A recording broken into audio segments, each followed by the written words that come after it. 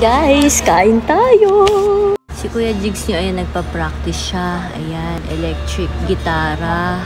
Tapos yan, kakain tayo dito. So, itatry natin itong Jolly Nuggets. 99 pesos to. Tapos, pag may drinks, saka fries, nasa 100 plus. Tapos, yung available lang na sauce doon sa binilang ko ng Jollibee is barbecue tsaka sriracha mayo. Meron pa kasing iba kaso, baka sa ibang branch meron. Bumili rin pala akong cheesy hamburger.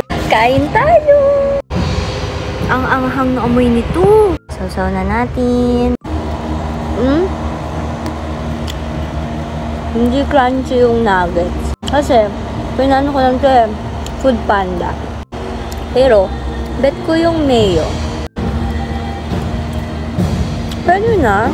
Hindi naman ako nag-expect na lasang Chicken Joy. Pero no, sana ganun lasa. Pero ano to, yung usual nuggets rin naman na natitikman natin. At saka, mura siya. Bet ko tong sauce. Try nyo sriracha mayo. Medyo maanghang siya. Para din siyang sweet and sour. Tingnan nyo yung view ko dito. Ang ganda, diba?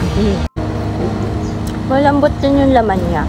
So yung price, hindi na rin siya mainit. Pero ganoon din talaga eh. Mas maganda pa rin talaga kumain.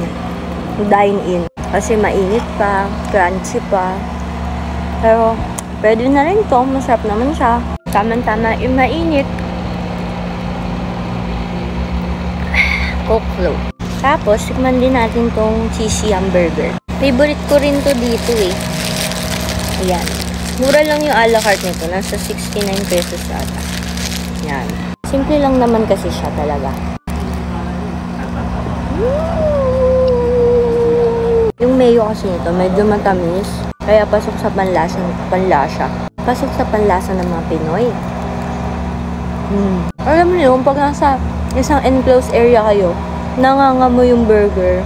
Like, pag kumain ka ng hamburger, alam mo na agad na sa Jollibee yun.